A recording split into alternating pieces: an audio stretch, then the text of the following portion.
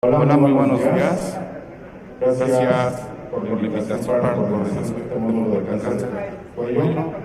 Y gracias a todos los presentes y a los que nos están dando en forma virtual. Hace muchos años, en el 2012, un congreso de oncología médica, nunca se había mencionado el cáncer de tiroides para el tratamiento con terapia blanco y inmunoterapia. Para mí fue una sorpresa que Marcia Bros, 2012 en Viena, fue cuando empezó a presentar su trabajo de Shishman para el tratamiento del cáncer de tiroides, tumores irresecables o yodorefractarios, los cuales los puntos de yodorefractariedad han cambiado en pocos. Cuando se publica el primer estudio, que fue la doctora Marcia Bros en el 2014, y posteriormente en el 2015 con el estudio SELECT por el Dr. Schulberger. Los ponentes que tenemos invitados el día de hoy son expertos en el tratamiento tanto de cáncer de tiroides, yodorefractario o irresecable, así como los ponentes de cáncer de cuello, enfermedad recurrente y o metastásica. Nuestro primer invitado, todos lo conozcan, es el doctor Morán. Él nos va a dar su presentación de forma virtual desde la ciudad de Guadalajara. Buenas tardes, bienvenidos, que les nutra este evento. Gracias. Hola, ¿qué tal? Buenos días a todos. Para mí es un placer poder participar en este módulo de cabeza y cuello, especialmente en el cáncer de tiroides. Agradezco al Comité Académico de la Sociedad Mexicana de Oncología, especialmente al doctor Héctor Burrola por la invitación para que podamos compartir un poco sobre el cáncer de tiroides. En esta ocasión, yo les voy a hablar precisamente de este estudio pionero en el tratamiento del cáncer de tiroides yodorefractario y localmente avanzado y metastásico. Vamos a hablar del estudio fase 3, que es conocido comúnmente como el estudio de Decision o Decisión, donde hablamos de la intervención de sorafenib en este grupo de pacientes. Este estudio fue un estudio multicéntrico fase 3, aleatorizado, doble ciego y placebo controlado, en donde pacientes con cáncer de tiroides diferenciado que eran localmente avanzados o metastásicos, que eran resistentes a yodo radioactivo, entraron a una aleatorización 1 a 1 a tratamiento con sorafenib, que era el brazo experimental o brazo activo contra placebo. ¿Qué características tenían que tener los pacientes? Que tenían que tener enfermedad medible, no haber recibido tratamientos previos dirigidos contra VEGF o VEGFR, evidencia de progresión en los últimos 14 meses y una TSH menor de 0.5. Indiscutiblemente, la característica principal era la resistencia al yodo radioactivo, como ya lo comentamos. Para este momento, las alternativas para el tratamiento del cáncer de tiroides metastásico yodo radioactivo eran realmente pobres, de tal manera que el brazo estándar resultó ser el placebo, es decir, no había un tratamiento estandarizado para este grupo de pacientes. El grupo experimental era sorafenib. El tratamiento, el objetivo primario del estudio fue la supervivencia libre de progresión. Sus objetivos secundarios eran la tasa de respuesta objetiva, la supervivencia global y la seguridad. El tratamiento fue recibido hasta la progresión de la enfermedad, confirmado por un grupo radiológico independientes a través de los criterios de RECIST. Algo también muy importante es que los pacientes que estaban en el grupo placebo, una vez presentaban progresión, podrían hacer un tratamiento activo con sorafenib, lo cual era éticamente bueno, sin embargo, lo cual disminuye la probabilidad de tener un incremento en la supervivencia global por su efecto en la supervivencia post-progresión. Estas son las características de los pacientes tratados. Como podemos ver, los grupos estaban bien balanceados desde el punto de vista del sexo, la edad, el origen étnico y la región del mundo, que incluso fue parte de la estratificación de la muestra. Los sitios de metástasis, ya sea localmente avanzado o a distante, y también otras características importantes de las cuales he de destacar que la mayor parte de los pacientes, tanto en el brazo de sorafenib como en el grupo placebo, aproximadamente el 96%, se trataba de pacientes con metástasis a distancias y una minoría cercana al 3%, máximo 4%, se trataba de pacientes con enfermedad localmente avanzada. Todos tenían un estatus performance o rendimiento físico bueno, con un ECOG de 0 en cerca del 60% de los pacientes, un ECOG de 1 en el 30% restante. Es decir, cerca del 95% de los pacientes tenían un status performance de 0 a 1. Los sitios más comunes de metástasis fueron el pulmón, el 86% en ambos grupos, seguido por ganglios linfáticos 54%, el hueso cerca del 30%, pleura 20% y así sucesivamente. Es decir, los sitios habituales de metástasis en el cáncer de tiroides. Como habíamos dicho, el punto final primario de este estudio fue la supervivencia libre de progresión, el cual fue alcanzado desde un punto de vista clínico y bioestadístico, debido a que en el brazo de sorafenib se alcanzó una mediana de supervivencia libre de progresión de 10.8 meses versus 5.8 meses en el brazo placebo, es decir, una ganancia de 5 meses en supervivencia libre de progresión, teniendo un límite de confianza menor a la unidad, con un límite superior que no rebasa la unidad y una P significativa. Es decir, el objetivo final primario de supervivencia libre de progresión fue alcanzado. En el análisis multivariado para encontrar factores pronósticos que nos ayuden a ver qué grupo de pacientes se beneficia más en supervivencia libre de progresión cuando reciben sorafenib, nos mostró que esencialmente todos los grupos se benefician, incluyendo diferentes factores clínicos como la histología, la edad, si había solo metástasis pulmonares o óseas, etcétera. De tal manera que se puede concluir que toda la población en su conjunto se beneficiaba de un incremento de supervivencia libre de progresión con el tratamiento activo con sorafenib. Como comentábamos, debido en buena parte al efecto cruzado de recibir posterior a la progresión en el grupo placebo tratamiento activo con sorafenib, la supervivencia global no resultó significativa. Vemos que esta población ni siquiera alcanzaron afortunadamente una mediana para la supervivencia global, de tal manera que más del 50% de la población estaba viva al seguimiento y teniendo un límite de la confianza superior que rebasa la unidad y una P no significativa, de tal manera que no hay ventaja en la supervivencia global con el grupo de sorafenib. De tal manera, tenemos que el punto final primario por el cual fue diseñado la supervivencia libre de progresión sí se alcanza. La supervivencia global no hay una diferencia significativa y esto tiene que ver en parte o es explicado por el entrecruzamiento de tratamiento activo en aquellos pacientes que habían recibido placebo y progresaron y que por lo tanto a partir de ese momento en el 71.4% de los casos recibieron sorafenib. Sin embargo, una de las cosas que muchas veces argumentamos en enfermedades que tienen un curso menos agresivo en mortalidad, un poco más indolente, es que a lo mejor puede faltar seguimiento para encontrar un incremento en la supervivencia global. Por eso es relevante comentarles estos datos de seguimientos posteriores en el 2012, fue el reporte inicial, al 2013 y al 2015. Y también es relevante que se hicieron algunos manejos bioestadísticos para anular un poco este efecto del entrecruzamiento que se dio con sorafenib en el grupo placebo posterior a la progresión. ¿Qué encontramos? Que en la población con intención a tratar, la razón de riesgo se mantuvo debajo de la unidad, sin embargo los límites de confianza superaron la unidad de acuerdo al modelo de regresión de Cox. Sin embargo, cuando se utilizó otros modelos estadísticos intentando que pudiera haber una variación por un modelo estadístico de remuestreo, se encontró también que el límite de confianza se sobrepasaba. Y al intentar hacer también un análisis exploratorio para anular el impacto de la supervivencia postprogresión, es decir, del entrecruzamiento que se recibió con sorafenib en el grupo placebo, también se encontró no significativo al seguimiento a largo plazo para el 2015, aunque en un principio parecía ser significativo. De tal manera que la conclusión, con todos estos ajustes bioestadísticos y seguimientos a mayor plazo, es que el uso de sorafenib no incrementa la supervivencia global. En parte es debido por el entrecruzamiento, pero también como parte de la propia biología de la enfermedad. Así tenemos que si comparamos la mediana del tiempo a la progresión, que es 11.1 meses, y lo comparamos con la supervivencia libre de progresión, que es 10.8 meses, están muy cercanas. Esto lo mismo pasa con el placebo, 5.7 meses en la mediana del tiempo de la progresión y 5.8 para la supervivencia libre de progresión.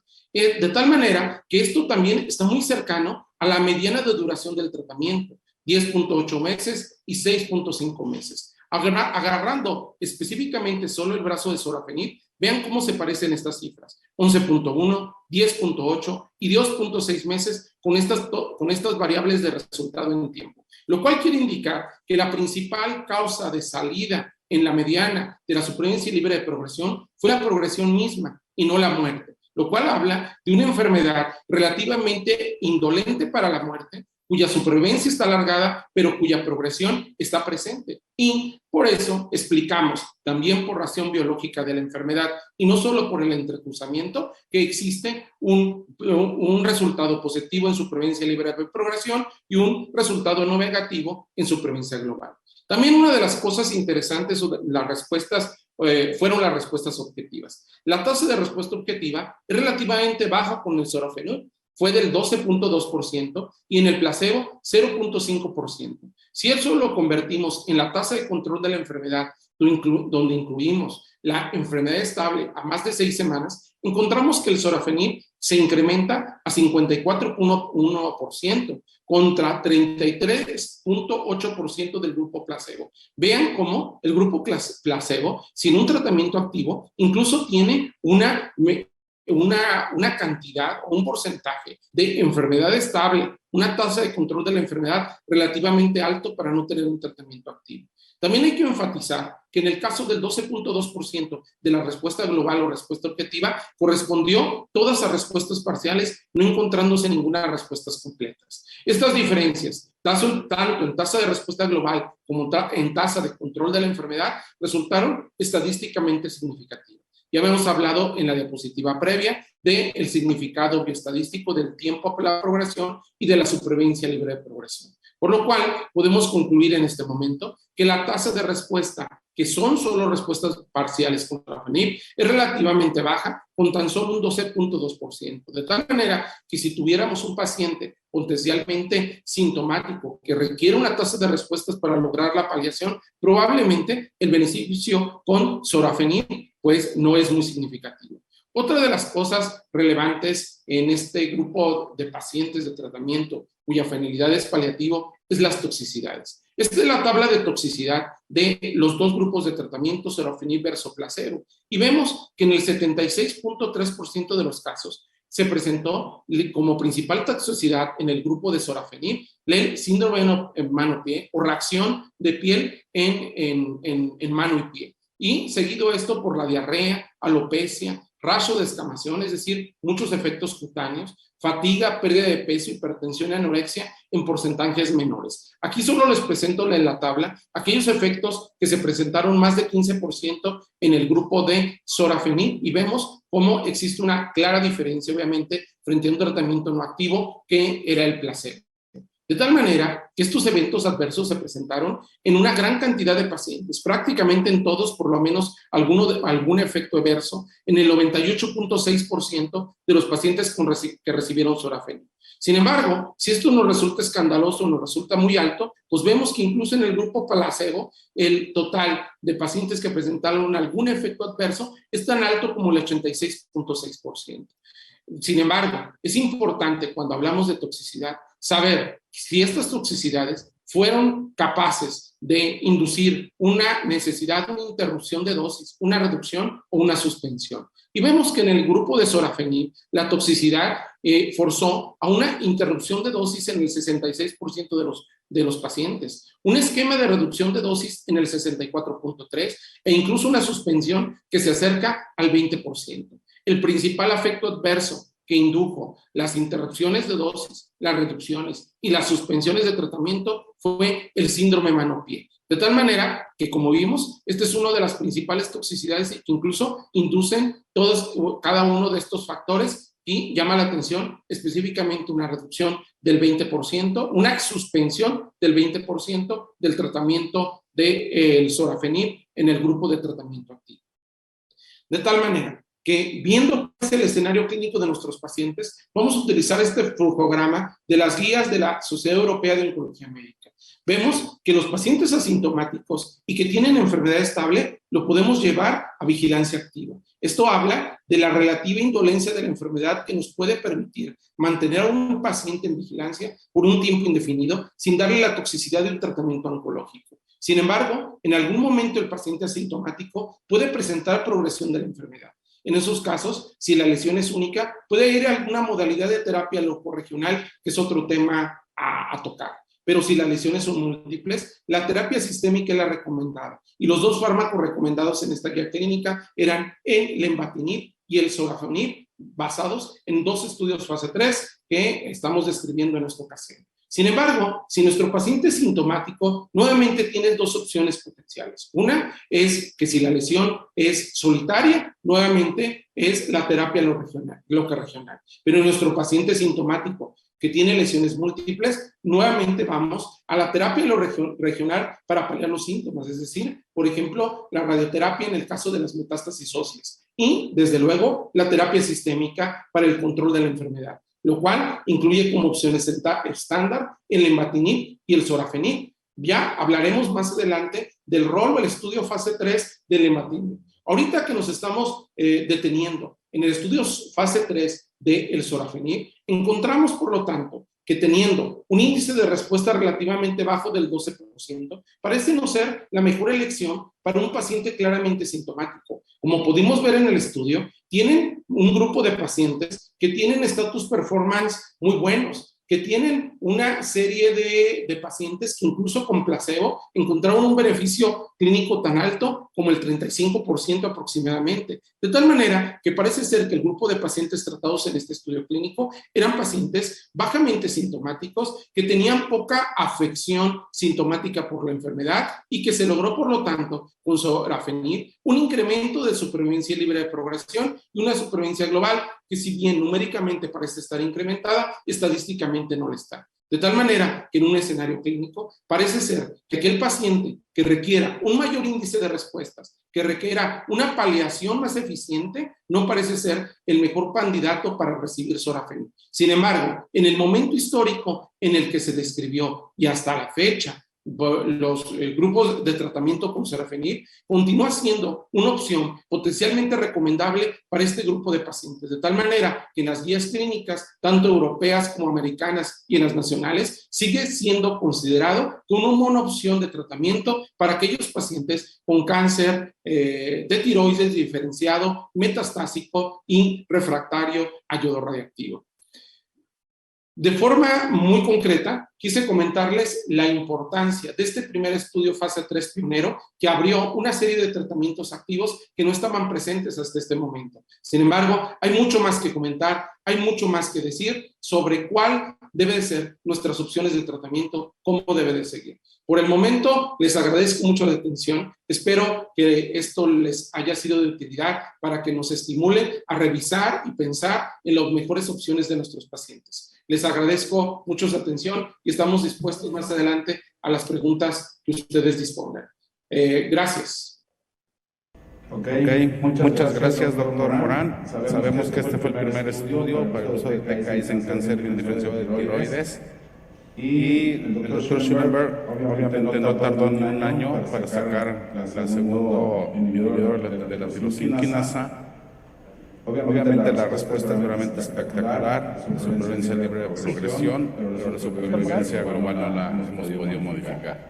El doctor Eduardo Cárdenas, un médico joven en maestría en ciencias, etcétera, nos va a explicar el estudio SELECT para determinar qué pacientes se utilizaría este tipo de terapia. Adelante, Eduardo. Gracias por presentar.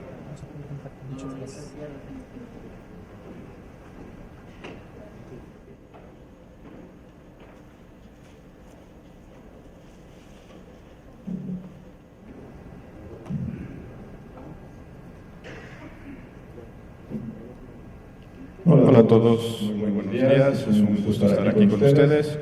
Un agradecimiento al comité organizador y a la sociedad por invitarme a hablarles un poco del estudio SELECT. Como ya les adelantaba el doctor Gurrola, fue un estudio bastante importante en el tratamiento del cáncer bien diferenciado de tiroides. Trataré de darme 15 minutos y si no termino, por favor, me bajan.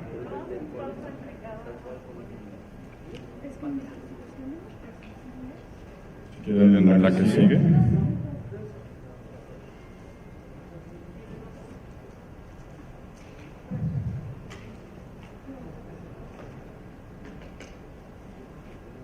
Ahí está. Sus conflictos de interés. Voy voy a perder mucho tiempo aquí, todos ustedes lo saben. El cáncer de tiroides es una neoplasia realmente bastante frecuente en el mundo, podemos ver que está entre las primeras 10 en cuanto a casos nuevos. Según datos del Globocan, aunque la letalidad pues, no es la más letal de las neoplasias, pocas llegan a manos de los oncólogos médicos, afortunadamente. Van a ser tratados y curados muchos de los pacientes con cirugía, radioterapia y yodo radioactivo. Los pacientes que desarrollan enfermedad yodo refractaria son los que vamos a ver nosotros como oncólogos médicos para un tratamiento sistémico. No hay una definición universal de lo que es la yodo refractariedad. Sin embargo, generalmente tiene un componente de que las lesiones ya no captan yodo radioactivo en el gammagrama, progresión de la enfermedad a menos de 12 meses de tratamiento con yodo radioactivo, o haber alcanzado dosis ya máximas de yodo radioactivo, que también es bastante controversial cuál sería la dosis máxima, pero en muchos casos se toman 600 milicuries. Estas son las definiciones que ocupaban tanto para el estudio de Decision como para el estudio SELECT. Aquí podemos ver la importancia de esto. Los pacientes que desarrollan esta enfermedad yodo refractaria, la supervivencia a 10 años es menor al 10%.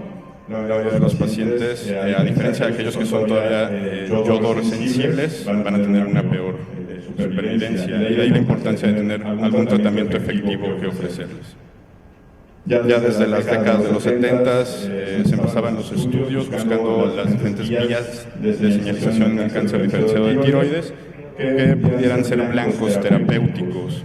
Gran importancia se le dio a lo que sería el factor vascular endotelial, así como otros factores de crecimiento como el de fibroblastos, el derivado de plaquetas, RET, que finalmente se vieron que estaban notados en muchos de los pacientes con cáncer de tiroides y potencialmente serían los blancos terapéuticos para muchas de las terapias con niveles de tirosinecinasa. Ya el doctor Morán previamente les platicó sobre lo que sería el estudio Decision con el uso de sorafenib, y poco después de que se publica el estudio Decision, se publica el estudio SELECT. Aquí, como pueden ver, es un estudio multicéntrico fase 3 aleatorizado doble ciego, que incluyó 392 pacientes con cáncer bien diferenciado de tiroides, localmente avanzado metastásico, resistente a yodo radioactivo. Tenían enfermedad medible, hizo la estratificación por haber recibido o no terapias anti-VEGFR previas, principalmente sorafenib, y también se estratificó por la edad de los pacientes. Sabemos que los pacientes más jóvenes tienen generalmente un mejor pronóstico comparado con aquellos mayores de 65 años. Estaban bien suprimidos con levotiroxina. Finalmente los aleatorizaron 2-1 a recibir lenvatinib a una dosis de 24 miligramos diarios o placebo. Aquí hay que mencionar que los resultados del estudio Decision todavía no salían, por lo cual no contábamos con un estándar de tratamiento, y por eso es que la comparación sigue siendo contra placebo. Hubiera sido muy interesante ver el head-to-head de lenvatinib y sorafenib, pero desafortunadamente aún no tenemos eso. Estas son las características basales de los pacientes. Vemos que están bien distribuidos entre los dos brazos, pacientes con buen estado funcional, principalmente de Occidente, Norteamérica y Europa, y hasta un 25%, por lo menos en el brazo de lenvatinib, habían recibido algún TKI previamente. Esto es algo importante a tomar en consideración. La histología, sabemos, más frecuentes son los papilares, igual que se ve en el estudio. Los sitios metastásicos, principalmente pulmón y hueso. Y el estudio fue positivo para su objetivo primario de supervivencia libre de progresión. Vemos que prácticamente cuatriplicó la mediana de supervivencia libre de progresión, un HR de 0.21, una reducción del riesgo de progresión del 79%. Y esto es algo que no vemos frecuentemente en oncología, con curvas bastante impresionantes. Vemos cómo se separan de forma muy llamativa. Se hizo una actualización en septiembre del 2016 y vemos que todavía se mantiene el beneficio, una reducción del riesgo del 66%, con una mediana de supervivencia global de 19.4 meses, comparado con solo 3.7 meses en aquellos pacientes manejados con placebo. Todavía más llamativo, y lo que lo diferencia de su competencia, que sería sorafenib, son las tasas de respuesta objetiva. Vemos hasta un 65%. 63% de respuestas parciales, un 2%, que a lo mejor no suena tan importante, pero en pacientes donde esto no se veía, es bastante significativo, por lo menos empezar a ver respuestas públicas en el uso de terapias blanco.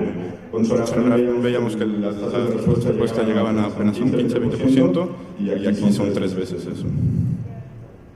En cuanto a supervivencia global, que fue un objetivo secundario, no se alcanzó significancia. Vemos que a los pacientes la supervivencia global es igual con placebo o con lenvatinib, pero hasta un 83% de los pacientes en el brazo de placebo se cruzaron posteriormente al lenvatinib. Esto pudiera diluir el efecto en supervivencia global.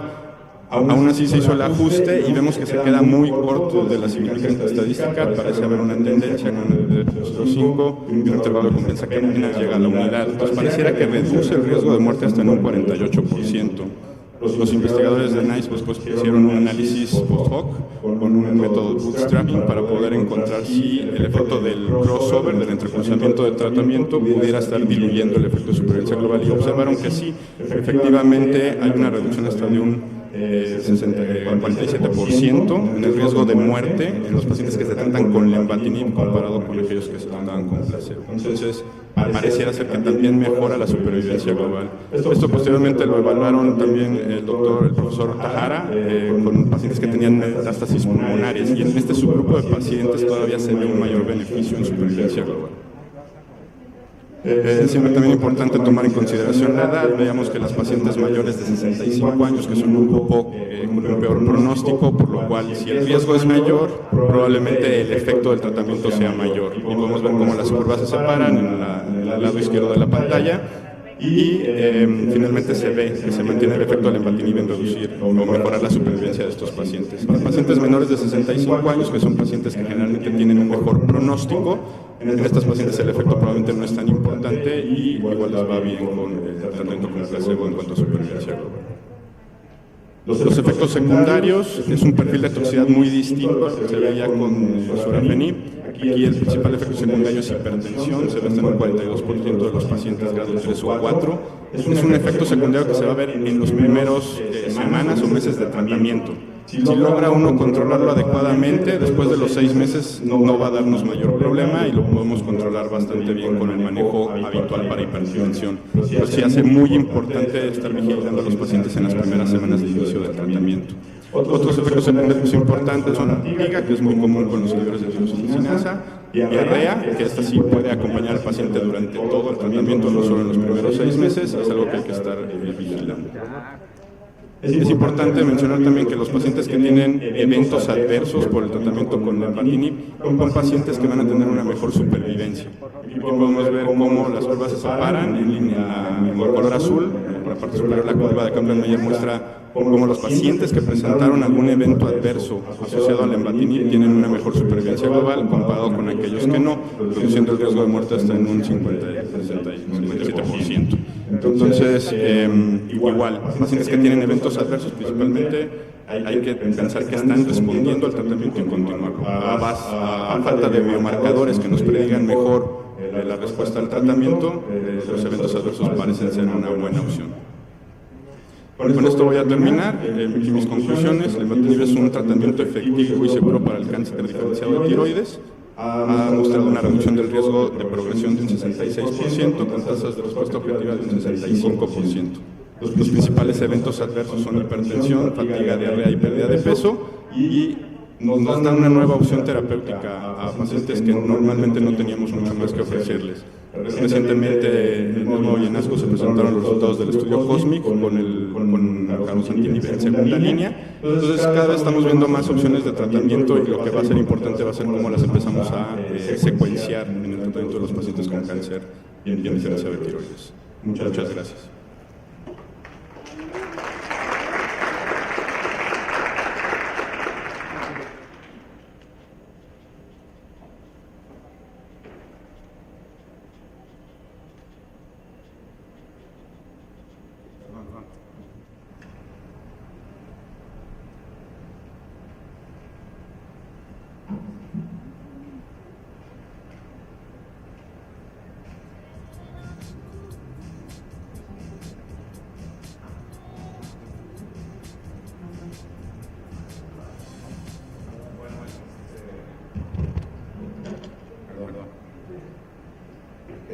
iniciar a media hora.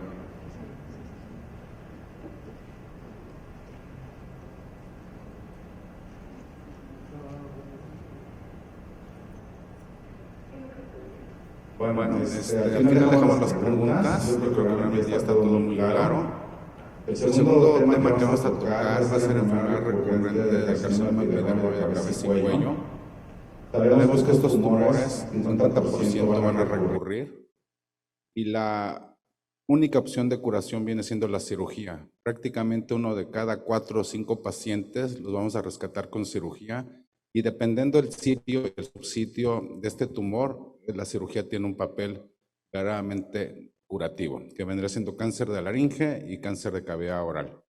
Desafortunadamente, el 80% de los demás pacientes va a ser muy difícil tratar de hacer una cirugía de rescate y es muy importante el historial previo que hayan tenido estos pacientes desde una quimioterapia de inducción, desde un tratamiento concomitante, a un tratamiento quirúrgico y después radioterapia adyuvante o concomitante con platino. A partir del 2008, prácticamente todo era platino 5FU y metrotexate como un doblete, como un triplete, hasta en ocasiones lo llegamos a usar como una monodroga. A partir del 2008, con el estudio de Vermorken, ya nos da una opción para el tratamiento de enfermedad recurrente y metastásica, y hasta 8 años después se incluye la inmunoterapia, primero como tratamiento en segunda línea de enfermedad recurrente y metastásica, y posteriormente ya se consolida como un tratamiento en primera línea, de acuerdo a la expresión del CPS que va a tener el tumor, la biopsia del tumor de estos pacientes. Tengo el gusto de contar con la participación del doctor Álvarez Avitia, el doctor Oyervides y posteriormente el doctor Trejo. Vamos a tocar los 3 medicamentos que están para esta enfermedad que es muy difícil de curar y que no son candidatos a cirugía. Muchas gracias, Miguel Ángel.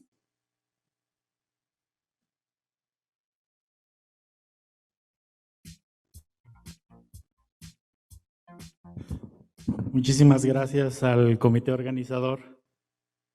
Doctor Héctor Gurrola, muchísimas gracias. Creo que hablar de cáncer de cabeza y cuello, si no lo haces dentro de un equipo multidisciplinario, te quedarías corto de todas las interpretaciones personales que podrías tener de la enfermedad. Esto es algo bien importante porque generalmente vemos la opción quirúrgica, vemos la opción de radioterapia y muchas veces dejamos o relegamos la opción sistémica para pocos pacientes.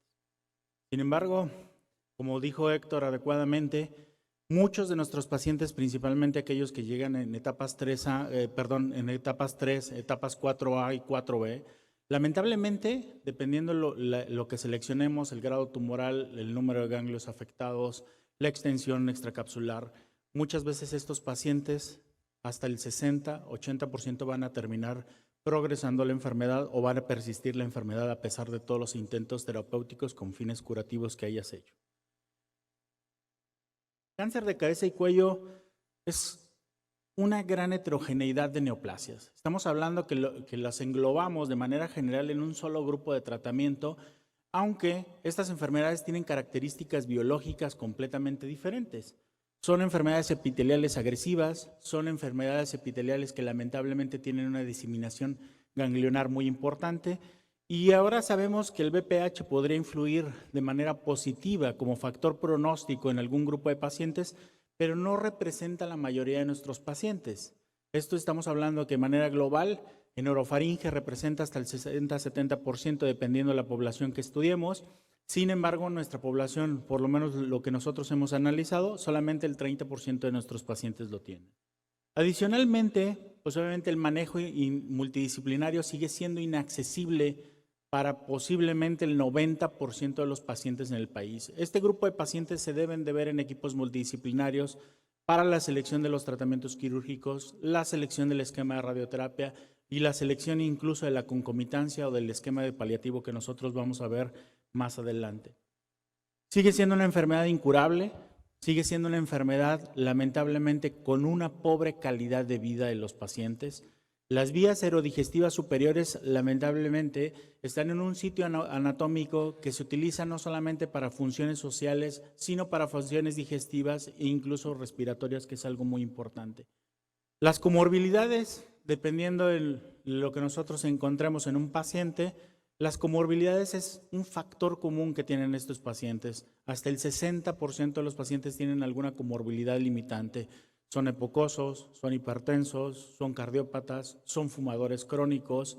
Solamente una minoría de pacientes, como habíamos hablado, están relacionados a BPH, y que este grupo de pacientes, aunque son enfermos más jóvenes y con menos comorbilidades, lamentablemente también tienen una enfermedad más extensa, aunque tienen un factor también que es predictivo a respuesta, ya que se incrementa la tasa de respuesta. Y adicional, en este escenario, que pareciera muy lamentable, la toxicidad es limitante para muchos de estos pacientes. Es decir, nosotros creemos que un paciente, porque está joven, nos va a aguantar un TPF creyendo inadecuadamente y te presentamos toxicidad hematológica importante, o un TPEX. La selección de la segunda línea es mucho más compleja de lo que nosotros creemos. La selección de la segunda línea, y vamos a hablar específicamente en el escenario de nivolumab, que es donde está esta droga, ¿sí? ¿Por qué es más difícil? Porque si la primera línea es compleja, la segunda línea hay que ver cómo progresó el paciente, en qué condiciones está, qué recibió anteriormente, porque ahora la inmunoterapia no solamente está para la segunda línea, sino también la hemos jalado para la primera línea como una alternativa de tratamiento, las condiciones del paciente, la morbilidad, el estatus del BPH, si tenemos disponibilidad de biomarcador o no tenemos disponibilidad de biomarcador, y obviamente todo esto siempre pensando cuál es el mayor beneficio de los pacientes.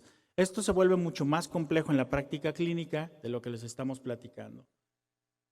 ¿Por qué la segunda línea es compleja? Porque después de la primera línea el pronóstico de los pacientes con cáncer epidermoide de cabeza y cuello es pobre. Antes de esta línea de tratamiento refractario a platinos, la expectativa de supervivencia de los pacientes era alrededor de los 6 meses. La mediana de supervivencia de los pacientes era 9 a 10 semanas. Es decir, la mayor parte de nuestros pacientes los estábamos perdiendo tempranamente. Pero adicionalmente, en cabeza y cuello tenemos un tema muy importante. Los avances en cuanto a manejo se han dado muy lentamente y la aceptación no ha sido tan importante como lo tenemos en otras cabezas, en otras áreas. Estamos viendo que prácticamente ahora damos todos TKI más inmuno en cáncer renal. Sin embargo, no aceptamos la inmunoterapia de segunda línea de cáncer de cabeza y cuello porque le vemos poco beneficio. Pero realmente el beneficio que obtenemos en cabeza y cuello creo que es el beneficio más importante. Nosotros habíamos estado utilizando quimioterapia de segunda línea por 30 años sin que ninguna de las quimioterapias actualmente disponibles demostrasen beneficio en la supervivencia global, ni siquiera beneficio en la supervivencia libre de progresión. La mediana de tasa de respuestas con quimioterapia, ya sea con metrotexato, docetaxel, paclitaxel, bleomicina, mitomicina, lo que ustedes quieran, no era más allá del 10% de los pacientes. El estudio del Dr. Ferris, presentado en el New England, el Checkmate 141, selecciona este grupo de pacientes que ya habían fallado una línea de tratamiento previa y lo compara contra nivolumab a las dosis estándar versus cualquier elección de quimioterapia que nosotros quisiéramos en este grupo de pacientes, lo que habitualmente utilizamos.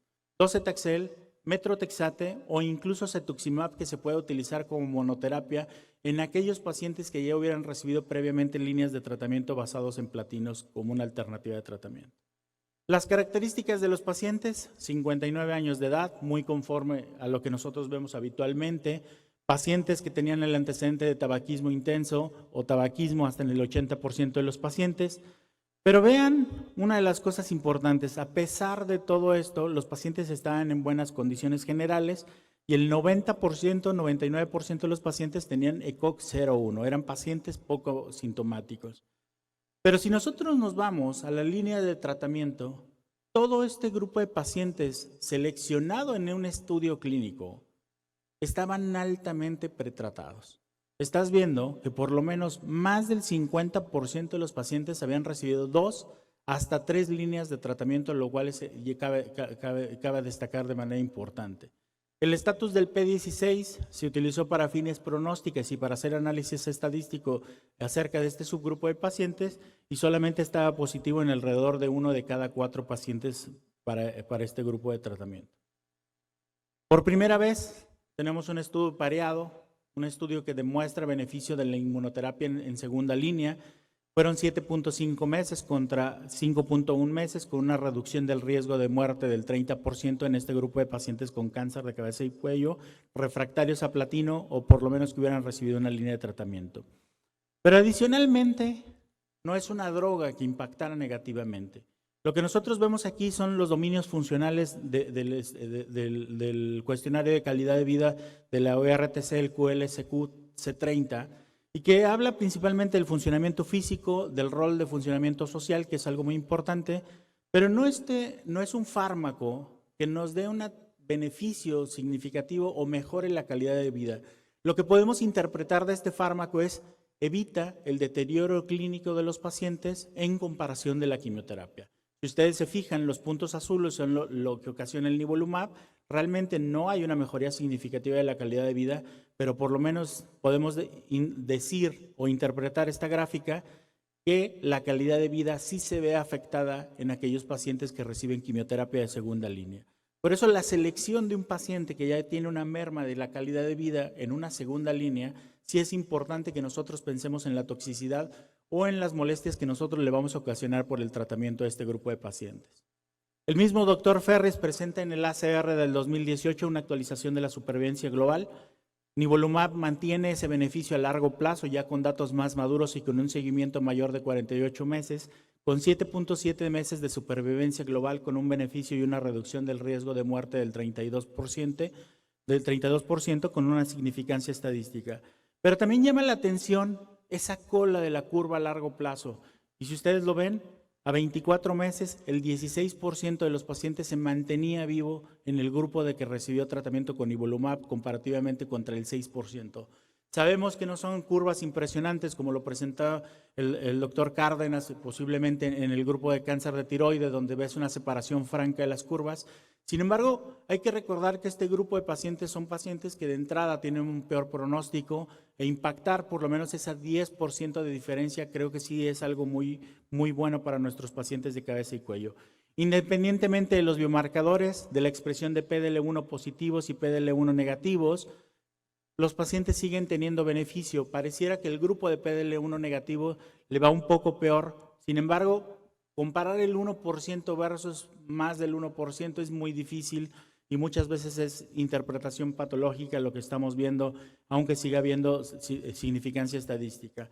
Y como ya lo sabíamos, el paciente de BPH positivo es un paciente que de entrada tiene un mejor pronóstico, llegando a las expectativas de supervivencia hasta 9.1 meses comparativamente con los BPH negativos.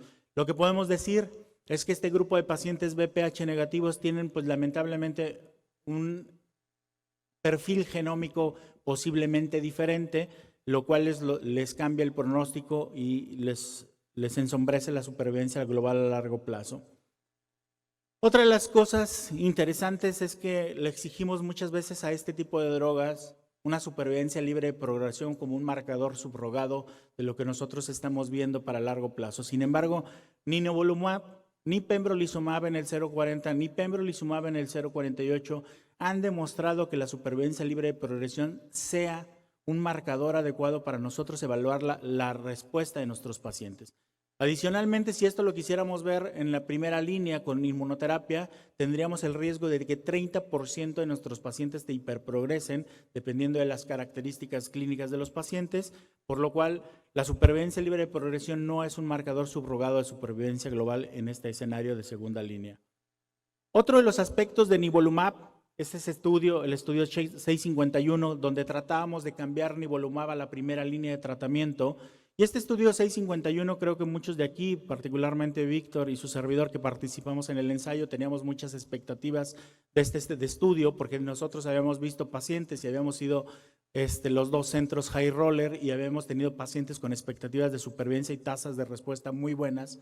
Sin embargo, nuevamente deja la duda acerca de la inmunoterapia como monoterapia en este grupo de pacientes de cabeza y cuello. Este es un estudio donde se compara nivo-ipi en un esquema diferente que tenía muchas bases teóricas de por qué dar el ipilimumab así, ¿sí? Sin embargo, esas bases teóricas comparadas contra un esquema que ya conocemos, que es el esquema Extreme, lamentablemente resulta negativo. Y resulta negativo, aunque era un estudio jerarquizado de los objetivos que tenía primarios. El objetivo primario era la supervivencia global y el objetivo primario no fue alcanzado por el estudio. Es decir, alcanzabas 13.9 meses en la supervivencia global en el brazo de Nivo-IPI contra 13.5 en el brazo del estudio Extreme. Sin embargo, también este es el mejor brazo de Extreme que históricamente se ha tenido. Hay que recordar que el estudio de Extreme tiene 10.7 meses inicialmente y el brazo del 0.48 tiene alrededor también de 10.5 meses, pero este es un estudio donde alcanzaron 13 meses los pacientes que recibían Extreme. Podemos hablar de que aquellos altos expresores de PDL1 podrían beneficiarse de inmunoterapia sola, es decir, de inmunoterapia de combinación, un anti-CTLA4 más un anti-PD1, pero realmente el estudio está negativo, no hay sustento.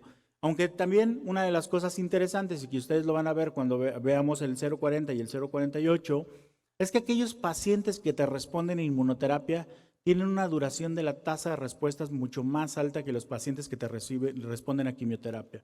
Si nosotros lo vemos de manera global, vemos que la duración de la respuesta está alrededor de los 16 meses, pero en aquellos pacientes que eran PDL1 positivos, la duración de la respuesta fue por arriba de los 30 meses.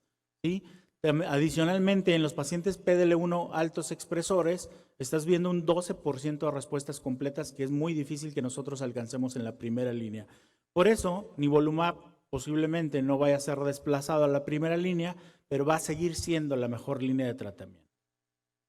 En conclusiones, la inmunoterapia es efectiva en carcinoma de cáncer de cabeza y cuello recurrente metastásico.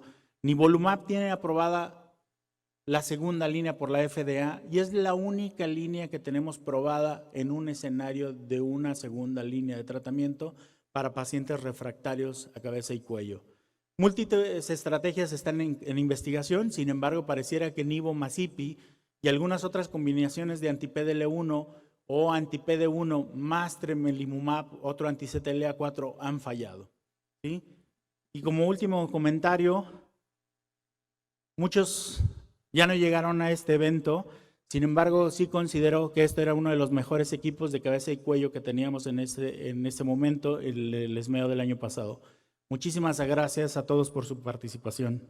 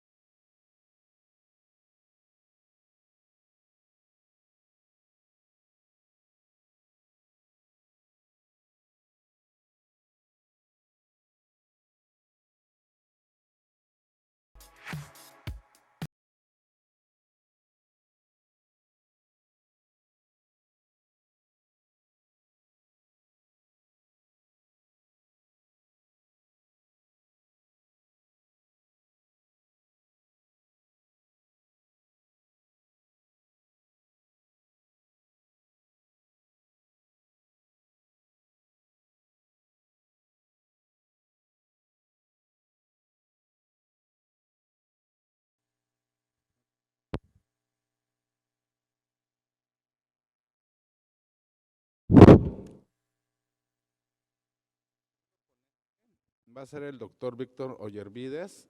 Él nos va a presentar el primer tratamiento con terapia blanco para cáncer de cabeza y cuello, como se mencionó en el 2008 por el doctor Vermorken, el cual tuvo una vigencia prácticamente de 10 años. Y ahorita el Keynote 048 dependiendo de la expresión del CPS, ya está tomando un papel en inmunoterapia en primera línea. Víctor Ollervides, muchas gracias por tu participación.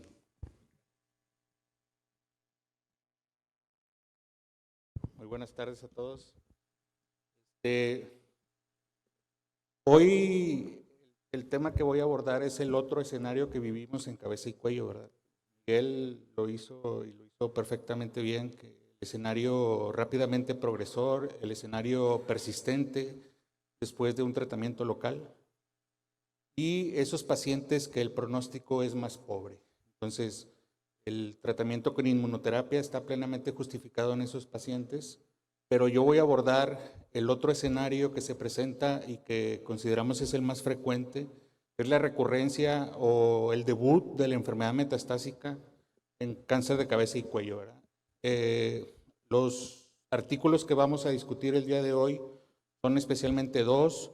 Son artículos que combinan el tratamiento de quimioterapia con un anticuerpo monoclonal que desde su aparición en el 2008 no había sido desplazado por ningún otro agente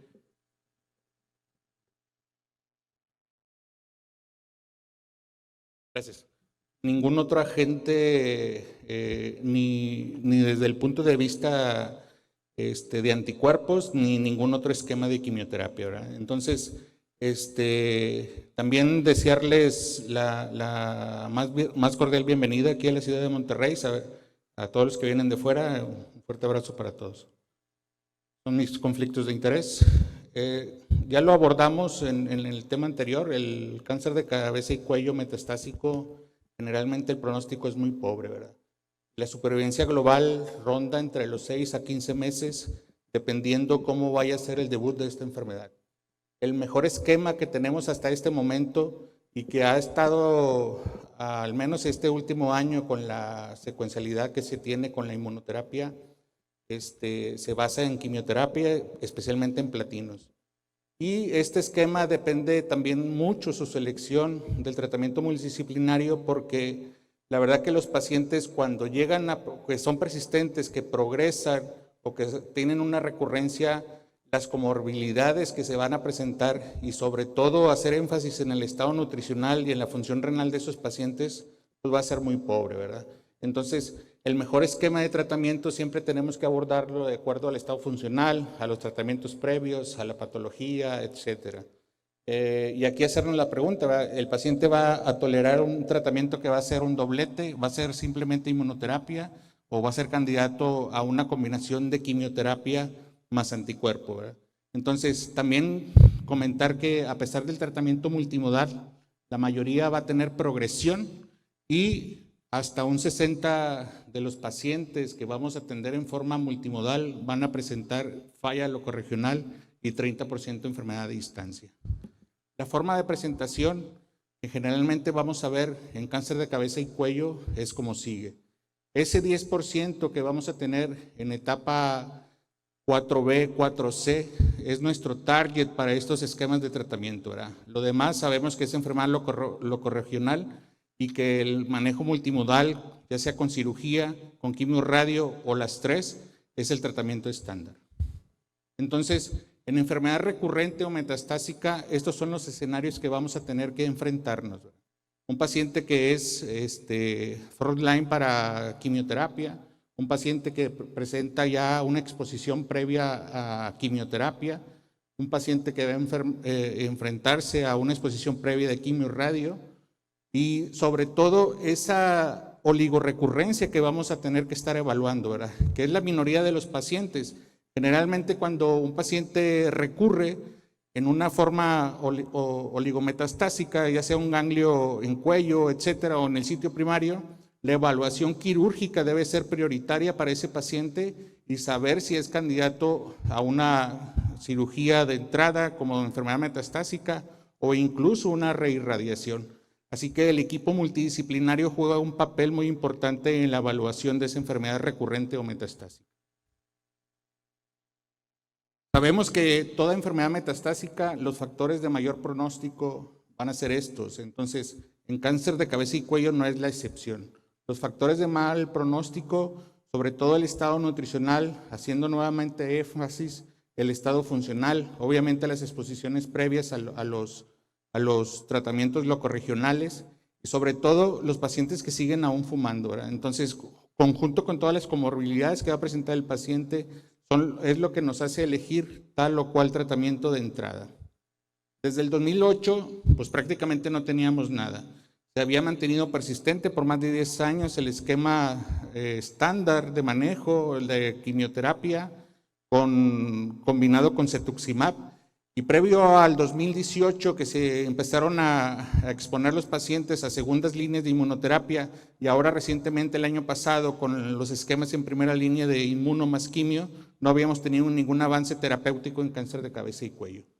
Los esquemas terapéuticos que más conocemos, en monodrogas, estas eran las mejores tasas de respuesta que alcanzábamos en esos pacientes. Más allá del 25% de los pacientes, o algunas más alentadoras como las que teníamos con los taxanos, no iba más allá del 40% en tasas de respuesta. Sin embargo, la supervivencia global y la supervivencia libre de progresión obviamente no se veía afectada. Así surge en el 2018 este primer ensayo que combina quimioterapia con cetuximab. El Stream Trial es básicamente un repaso de lo que es el esquema de tratamiento, pero vale la pena en este momento hacer este repaso porque todos los agentes de inmunoterapia se están comparando en este esquema de tratamiento. La selección de los pacientes, hay que recordar que todos tenían que tener mayor de 6 meses a la recurrencia o la progresión después de haber recibido un tratamiento primario. Entonces, el esquema Keynote 408, que también es un esquema 048, perdón, el de primera línea con pembrolizumab, es la misma criterios de selección de los pacientes. Entonces, algo también relevante a mencionar en este esquema de tratamiento del STREAM es que el cetuximab se mantenía durante la fase de mantenimiento a dosis semanales, ¿verdad? Se combinaba obviamente con cisplatino o carboplatino y fluoracilo. Y los máximos números que alcanzó este ensayo, pues era esto, ¿verdad? La supervivencia libre de progresión hasta 10 meses versus 7.4 meses, y las mejores tasas de respuesta que alcanzábamos solamente eran del 36%. El control global de la enfermedad se daba hasta en el 81%. Pero la falla del tratamiento también era muy clara en esos pacientes a muy corto plazo, 4 meses prácticamente. Los comparadores de cisplatino o carboplatino, obviamente teníamos un mejor control de la supervivencia con el cisplatino, aquí lo demuestran las gráficas, y la supervivencia global media que alcanzábamos con el esquema de cetuximab era apenas de 10 meses versus 7 meses. Los efectos adversos que ampliamente conocemos de todos los agentes platinados y los agentes o los pacientes que están expuestos a fluoracilo, básicamente los nuevos eran las dermatitis que ocasiona el cetuximab, y a 5 años pues se mantenía prácticamente los mismos números en cuanto a la supervivencia global. El beneficio que se obtuvo de acuerdo a la discrepancia, si era BP16 y BP16 negativo versus positivo, también eran los mejores números en aquellos pacientes que tenían BPH positivo. Obviamente lo sabemos ahora con los análisis de retrospección que hemos tenido, que estos pacientes pues, son de mejor pronóstico. Aquí vemos los números netos de la supervivencia global en aquellos pacientes que eran BPH positivo versus negativo. Y así vino otro ensayo, que es el TPX por el grupo Gortec, donde trataba de ver si los altos efectos adversos que ocasionaba el esquema anterior eran mejores, y analizaba también cómo con criterios de no inferioridad se alcanzaba los mismos números en la supervivencia. Aquí el cambio que se hizo en el esquema de tratamiento era que el mantenimiento, en lugar de ser semanal con cetuximab, se hace cada vez bisemanal. Entonces, como que le deja una mejor logística al paciente, y además la toxicidad en los números netos, pues sí fue menor con este esquema de tratamiento. Vemos como al ser un ensayo de no inferioridad, prácticamente los números son iguales en la supervivencia libre de progresión y en la supervivencia global.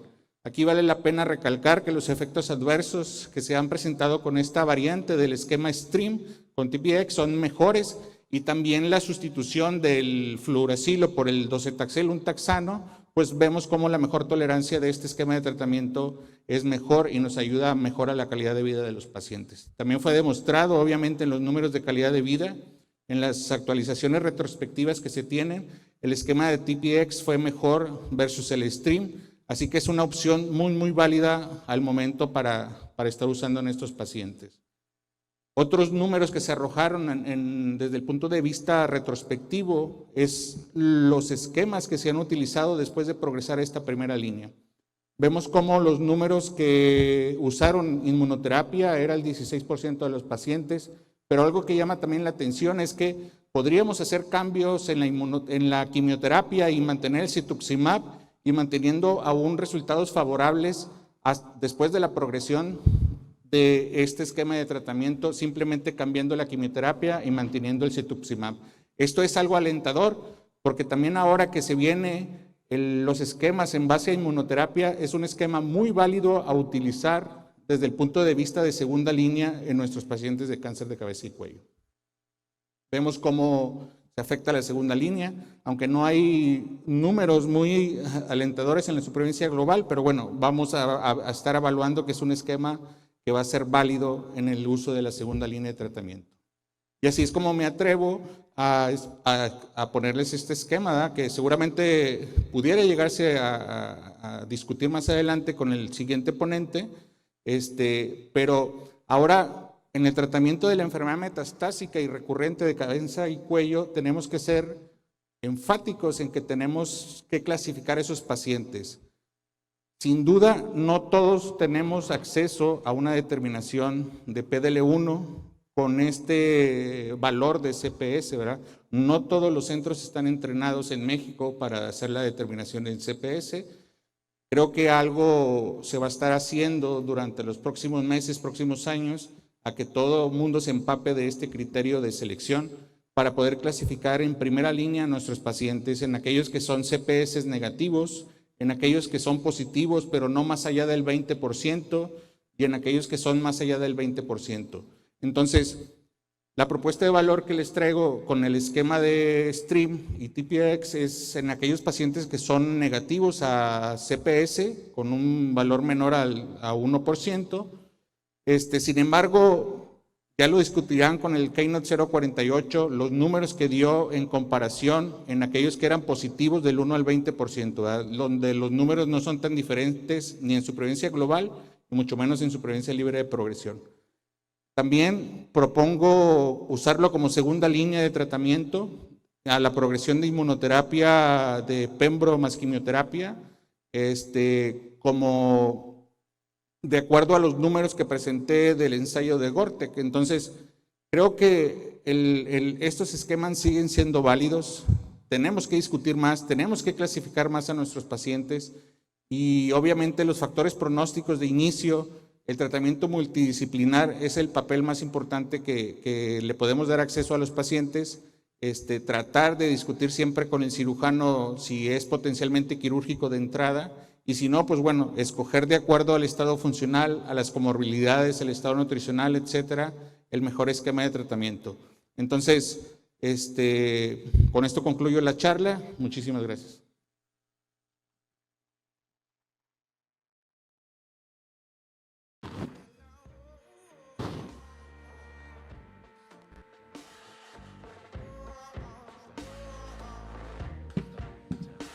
Muchas gracias, doctor Ollervides. Y ya para cerrar, nuestro último ponente va a ser el doctor Rogelio Trejo, del Hospital de Oncología del Siglo XXI, donde nos va a hablar de la novedad hasta el día de hoy, que es el Keynote 048. Como ya mencionó el doctor Álvarez Avitia, el 651, el CheckMate 651 salió negativo, que era igual otra opción para primera línea de enfermedad recurrente y metastásica. Rogelio, bienvenido. Muchas gracias por aceptar.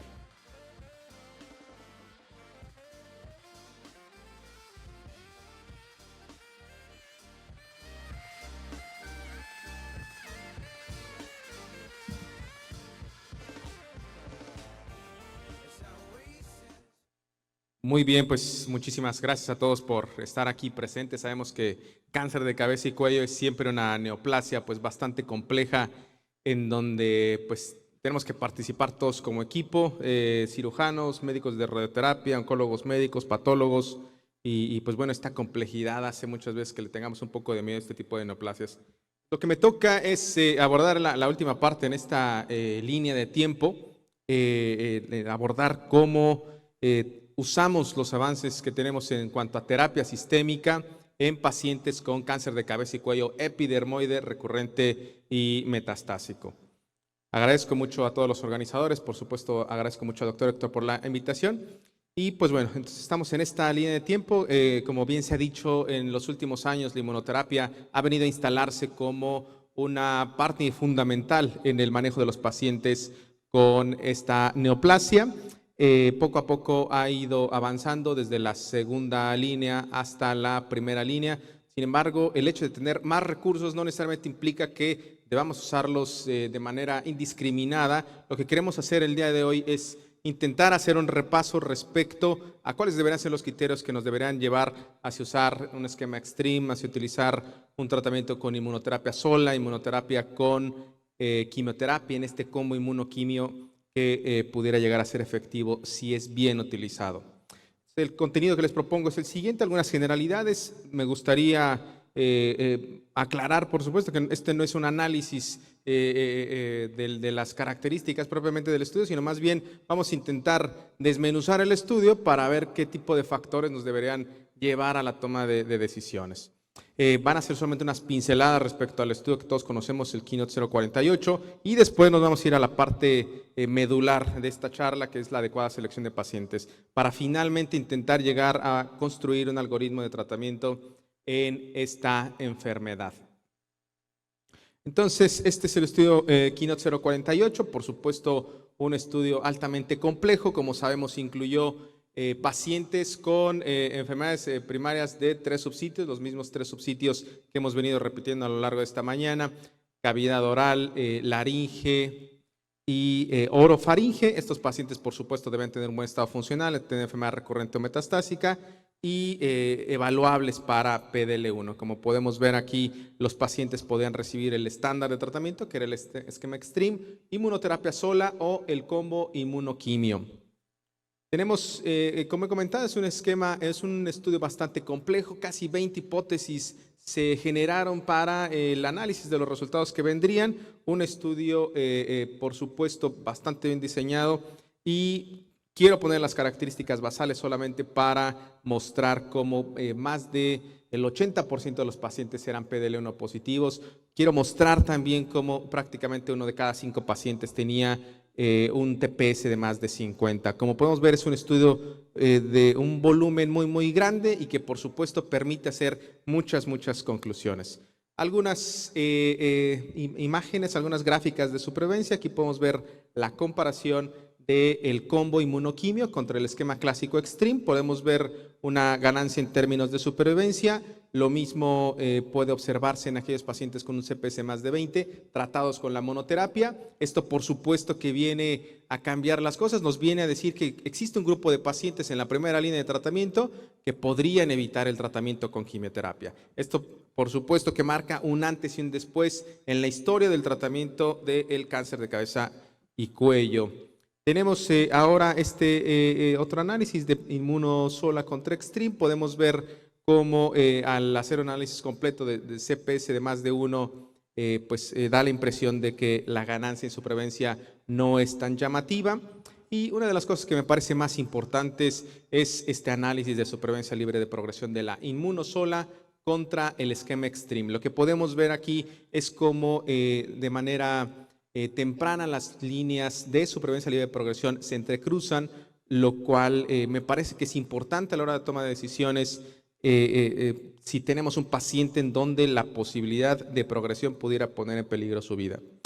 Bien, he comentado, iban a hacer unas cuantas pinceladas respecto al estudio. Vamos a ver qué hacer con esta información en esta selección de pacientes. Lo que quiero proponerles es ir llenando poco a poco esta tabla. Vamos a ver cómo decantarnos hacia inmunoterapia, pembroquimio o esquema Extreme en función de estas características. Si los pacientes son funcionales, si tienen una alta carga tumoral, la velocidad de crecimiento y por supuesto el mejor biomarcador que tenemos, que por supuesto no es perfecto, PDL1, cómo lo usamos para la toma de decisiones.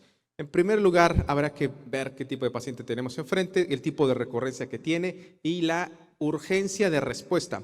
Aquí podemos ver en las imágenes 2 pacientes con cáncer recurrente metastásico de cabeza y cuello, pero por supuesto que es obvio que van a tener condiciones totalmente distintas. Arriba tenemos un paciente con una inminencia de compromiso de la vía aérea y por supuesto también podría ser de la vía digestiva, con las repercusiones que no solamente en la calidad de vida, sino las expectativas de vida que podrá tener. Abajo tenemos un caso igual recurrente, pero con una enfermedad de bajo volumen que se espera no tenga la misma urgencia de respuesta. He puesto en la tabla morada que pueden ver cómo prácticamente todos los estudios con inmunoterapia sola nos muestran que las tasas de progresión son mayores cuando se les compara con el tratamiento con quimioterapia o con inmunoquimio. Me parece que esto es fundamental porque a la hora de tomar decisiones no queremos, por supuesto, que un paciente como el de la primera imagen tenga un fenómeno de progresión y mucho menos de hiperprogresión.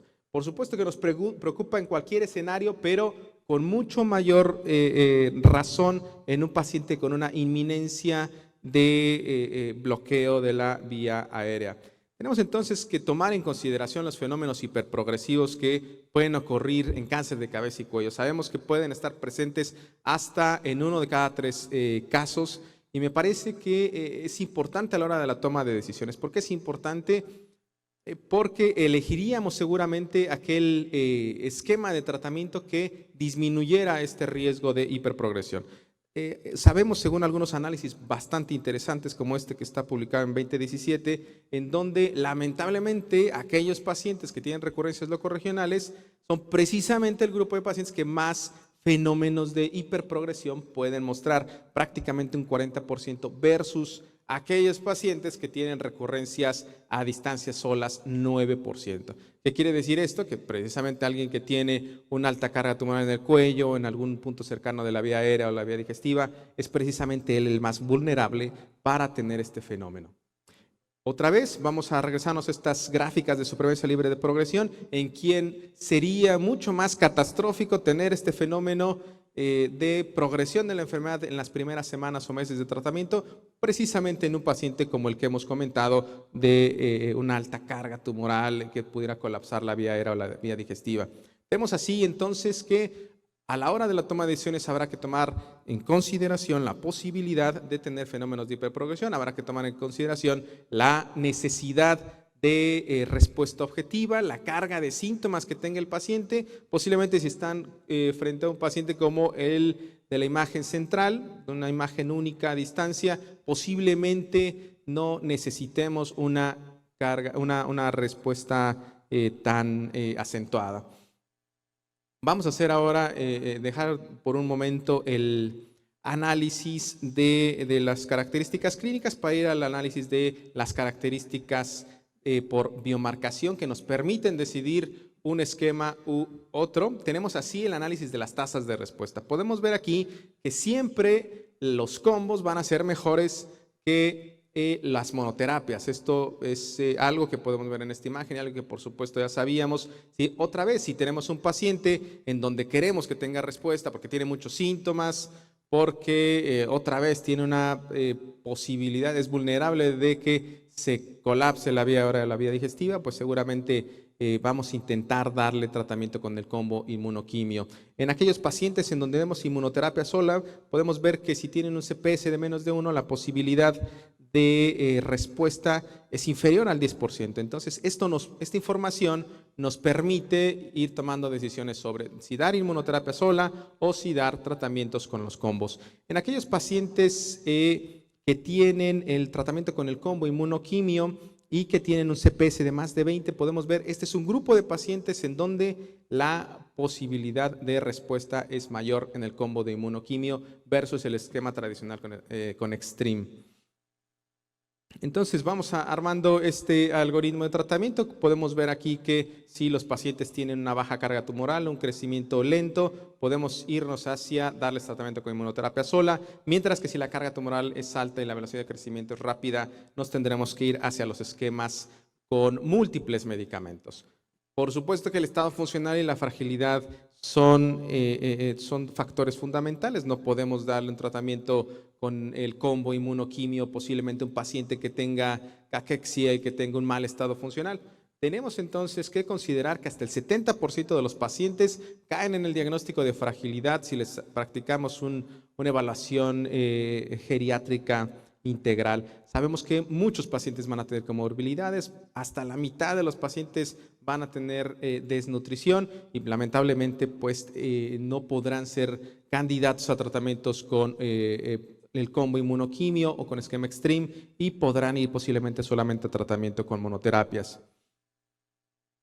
Finalmente, también es importante considerar la posibilidad de reacciones adversas. Como podemos ver, si bien nos pueden dar mejores resultados en cuestión de tasa de respuesta, esto podría ser a expensas de tener una mayor toxicidad. Esto, por supuesto, que habrá que platicarlo con el paciente, intentar exponerle cuáles son los pros y contras y con esto poder llegar a una toma de decisiones. Sabemos que las monoterapias son una opción válida de tratamiento para pacientes frágiles, no solamente en el caso de cáncer de cabeza y cuello, aplican para otras enfermedades como cáncer pulmonar, aplica también para cáncer urotelial. La inmunoterapia es una de las opciones en caso de que el paciente tenga un mal estado funcional. Y así es como entonces vamos agregando la funcionalidad a nuestro algoritmo de tratamiento. Aquellos pacientes frágiles, por supuesto, nos iremos hacia el camino de las monoterapias.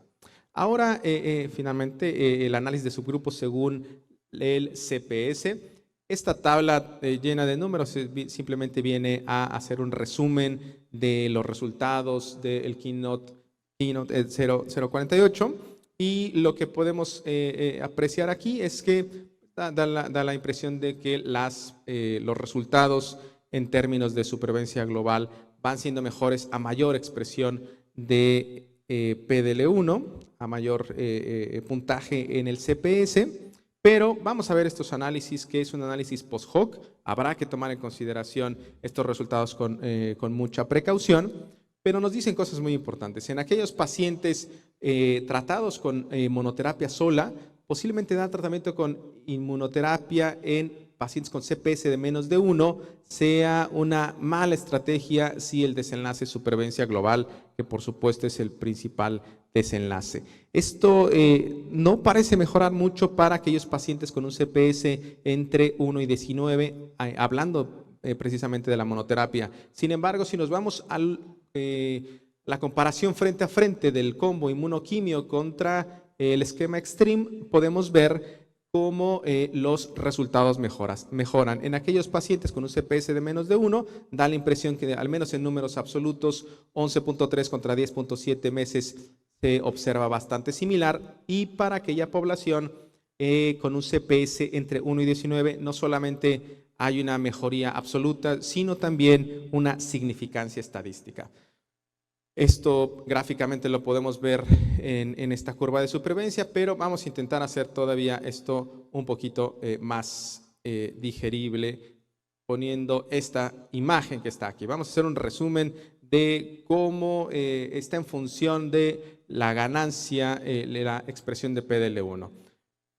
Entonces, tenemos aquí que si queremos tomar en consideración varios factores, si hay significancia estadística, cuál es la ganancia absoluta y finalmente algo que nos interesaría mucho, si está aprobado o no por la FDA, en qué terreno nos movemos. Si estamos hablando de dar tratamiento con inmunoterapia sola, lo que sabemos es que si el paciente tiene un CPS de más de 20, la ganancia es de casi 15 meses con significancia estadística, está aprobado por la FDA. Sin embargo, si se encuentra en un CPS entre 1 y 19, la ganancia absoluta son 10.8 meses y no hay significancia estadística. Sin embargo, como esta información proviene de un análisis post-hoc, no ha afectado la aprobación por la FDA. Es un grupo que actualmente puede recibir este tratamiento y está aprobado por la FDA. Sin embargo, en aquellos pacientes con un CPS de menos de 1, como hemos comentado, menos de 8 meses de supervivencia global, no hay significancia estadística, no está aprobado por la FDA. Tenemos ahora la comparación del combo inmunoquimio contra el esquema Extreme. Otra vez, estos tres factores: ganancia absoluta, significancia estadística y aprobación por FDA. Podemos ver todos los grupos, independientemente de la expresión, están aprobados por la FDA estas indicaciones. Vemos que únicamente en aquella población con un CPS de menos de 1 no se alcanzó significancia estadística. Sin embargo, en los otros dos grupos de pacientes con un CPS de más de 1, entre 1 y 19 o más de 20, sí que existe beneficio con significancia estadística y con una supervivencia global que prácticamente alcanza los 15 meses. Bien, entonces vamos a poner ahora, además de estas características clínicas, estas características moleculares. Este PDL1, si es alto, pues pudiera ser este paciente susceptible de tratamiento con monoterapia sola. Sin embargo, si es bajo o negativo, por supuesto que la posibilidad de dar tratamiento con monoterapia va a ser menor. Lo más probable es que nos vayamos por el tratamiento con el combo inmunoquimio o con el esquema Extreme. Muy bien, entonces estamos ya en las últimas diapositivas. Vamos con esta información a construir un algoritmo de tratamiento. Entonces, si estamos frente a una enfermedad recurrente locorregional a estancia, siempre, por supuesto, el control local es fundamental, el trabajo en equipo es fundamental. Si el paciente puede ir a radioterapia, a reirradiación, a cirugía, pues va a ese tipo de tratamientos locales. Sin embargo, si el paciente no es susceptible a estos tratamientos locales, la siguiente pregunta podría ser, si me lo permiten, síntomas considerables. Si no los tiene, puede ir a tratamiento con monoterapia. Si nuestra pregunta después es en qué terreno nos movemos en la aprobación de la FDA, tenemos que, habíamos comentado que los pacientes con un CPS de más de 1 están aprobados por la FDA. Y si nuestra pregunta es qué porcentaje de tasa de respuesta vamos a obtener, vamos desde el 5 hasta el 23%, dependiendo de si el PDL1 es negativo o tiene más de 20.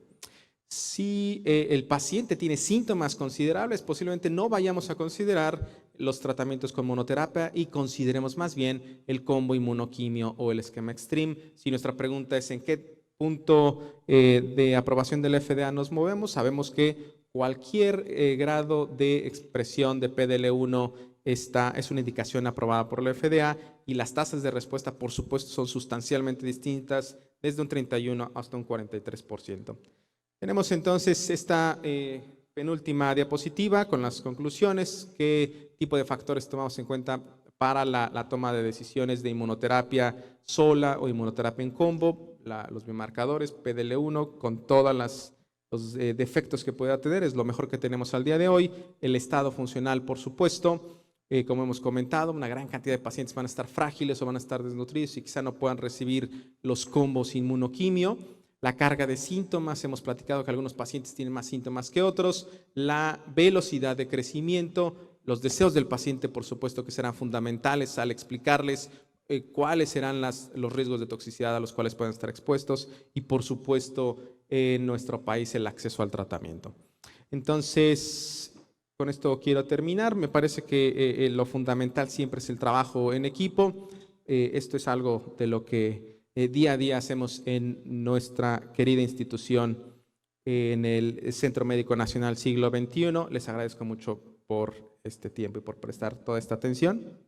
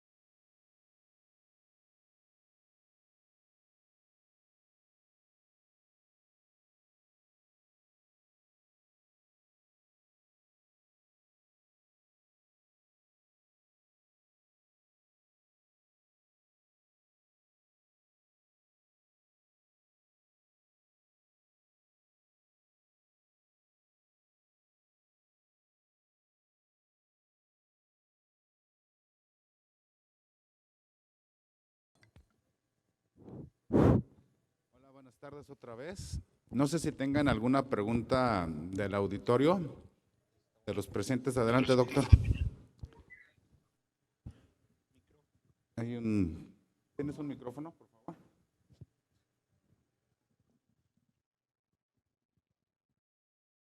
El doctor Morán está en Guadalajara y está presente.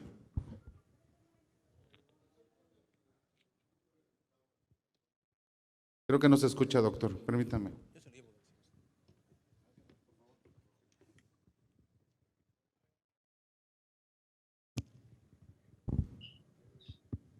Gracias.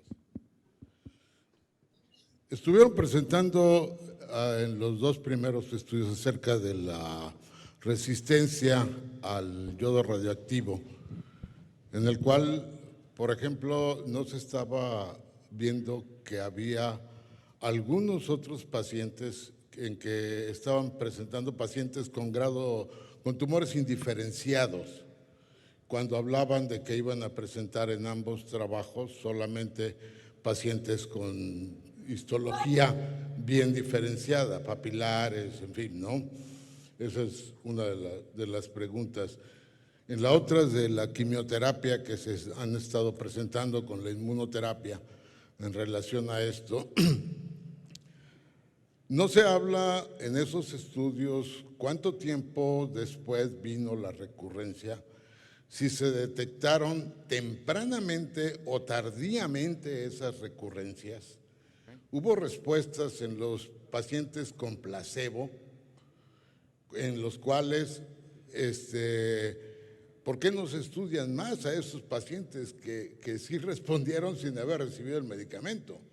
O sea, algo deben tener esos pacientes positivo para que no progrese más la enfermedad, como lo están diciendo. Igual que hubo pacientes que presentaron con placebo factores adversos o, digamos, efectos adversos y no estaban recibiendo el medicamento. Quiere decir que en algo estaban metidos esos pacientes que hicieron igual los efectos adversos de los otros pacientes a pesar de no recibir el tratamiento.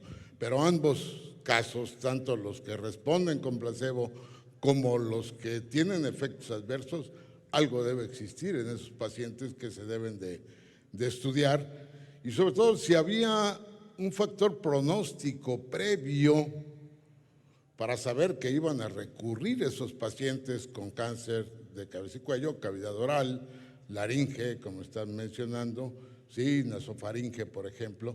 Existe algo que tú mencionaste, es muy importante, Rola, en el sentido de que se trataban con cirugía prácticamente todos, pero después, ¿qué motivo hubo para esa recurrencia? Algo muy importante en este tipo de tumores es saber cuándo no debemos operar porque van a recurrir y va a ser peor. Exacto. ¿Sí? Creo que no se han estudiado esas cosas en esos estudios. Se está estudiando el medicamento y no las características de los pacientes, ¿no? Ok. En relación a las preguntas del doctor, el doctor Morán o el doctor Cárdenas, si quieren responder el tiempo de… Bueno, sí. Sabíamos que estos tumores de cáncer de tiroides bien diferenciados son tumores indolentes. Hace 20 años se trataban con radioterapia cuando eran irresecables, se daban hasta 1000 milicuries de dosis acumulada, sabiendo que la posibilidad de curación era prácticamente nula, ¿no? Ya con el advenimiento de los TKIs a partir del 2014 y del 2015, pues ya tanto el doctor Morán como el doctor Cárdenas nos pueden responder eso. Sabemos que son tumores indolentes. Y ya después pasamos a su segunda pregunta del carcinoma epidermoide, doctor. Bueno, Sí, doctor Burrola. Sí, adelante, Morán, perdón.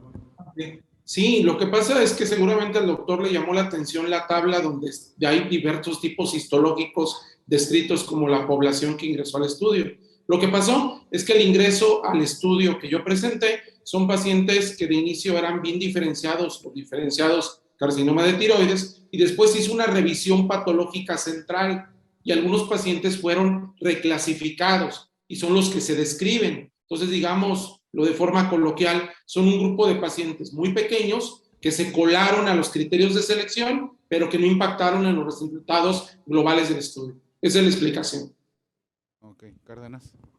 Aquí nada más ya lo que dijo el doctor Morán, nada más agregar que por lo menos lenvatinib se está ya probando en anaplásico de tiroides, en tumores que son muy agresivos, muy poco diferenciados, el más agresivo de los subtipos de cáncer de tiroides, y se ha mostrado que tiene beneficio. En combinación también ya se están corriendo estudios con pembrolizumab, entonces probablemente vamos a empezar a ver la inmunoterapia metiéndose también en el cáncer de tiroides.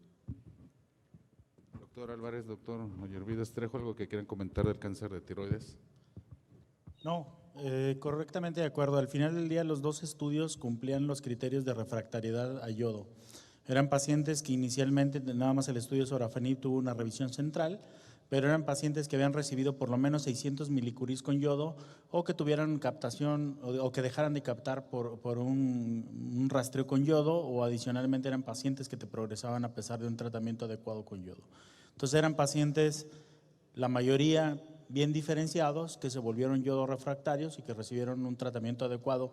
Pero adicionalmente el brazo placebo tenemos que entenderlo metodológicamente, que en este escenario de cáncer de tiroides, donde no tenías una alternativa estándar de tratamiento, recibir un placebo, es decir, no recibir nada, era un diseño estadístico válido.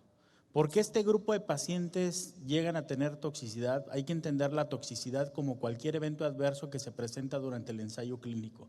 Muchos de los eventos de toxicidad que se presentan en el brazo placebo, muchas veces los pacientes son debido a progresión de la enfermedad y por eso se registra, y pareciera que el brazo placebo está registrando eventos adversos, pero esa es la realidad cuando nosotros hacemos el diseño de un estudio o analizamos generalmente el grupo de pacientes que está recibiendo un placebo. No es que los pacientes hayan tenido algo diferente o se les está dando algo inadecuado, simplemente hay que entender que el paciente en brazo placebo es el paciente que mayor probabilidades de progresión tiene, y que este tipo de progresiones sintomáticas se van a registrar como eventos adversos en muchos de ellos.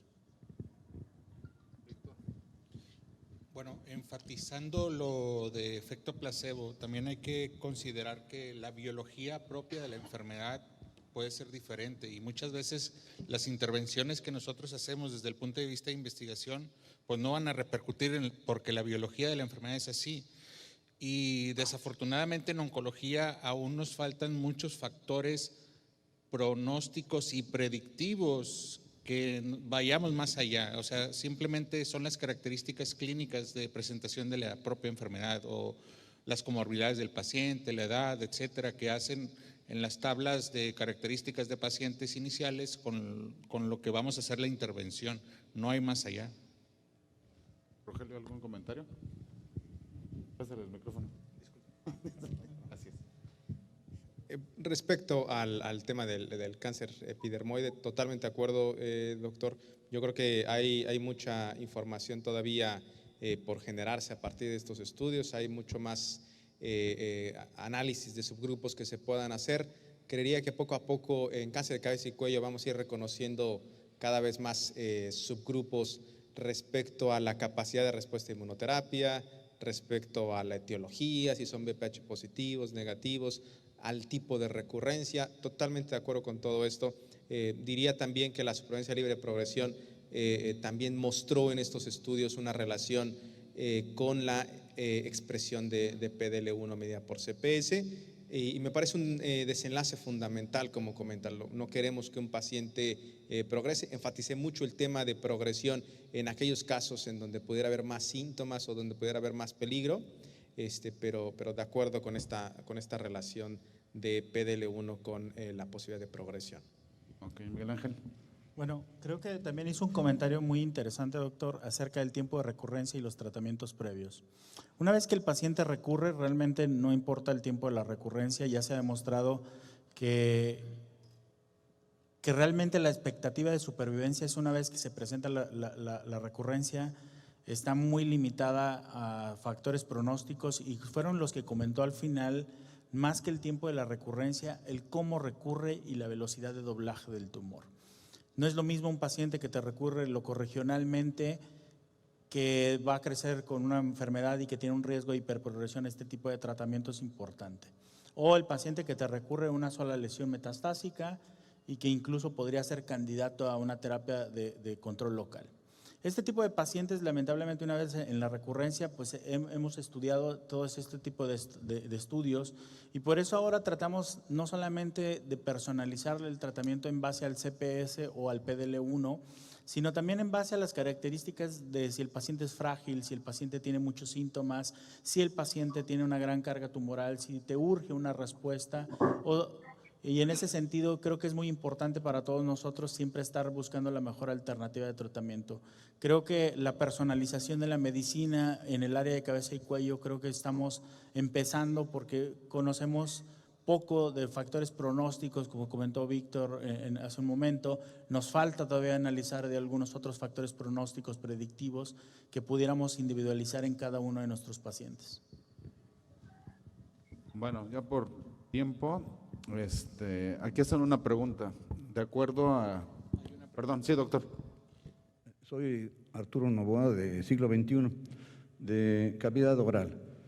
Qué bueno que están los expertos mexicanos, porque yo conozco a mi compañera ahí de Siglo XXI, ¿verdad? Pero quiero que se sitúen en los pacientes mexicanos, malnutridos, proteínas bajas, que pudieran tener o no el virus, y que ni siquiera sabemos exactamente en pacientes mexicanos si es el 16, 18, 31, 35, porque en la red de virus de papiloma que pertenezco, se encontró que las cepas más frecuentes en mujeres y hombres mexicanos no son esos. Pudiera ser el 16, 18, pero el 35 y el que sigue son los más frecuentes. Bueno, lo sitúo. Entonces, cavidad oral, localmente avanzados, estoy de acuerdo, extreme. Pero esos pacientes mexicanos malnutridos con extreme más lo demás, ¿cómo les va? ¿Realmente es efectivo? Se mueren por la quimio, ¿no? Sí, doctor Cárdenas.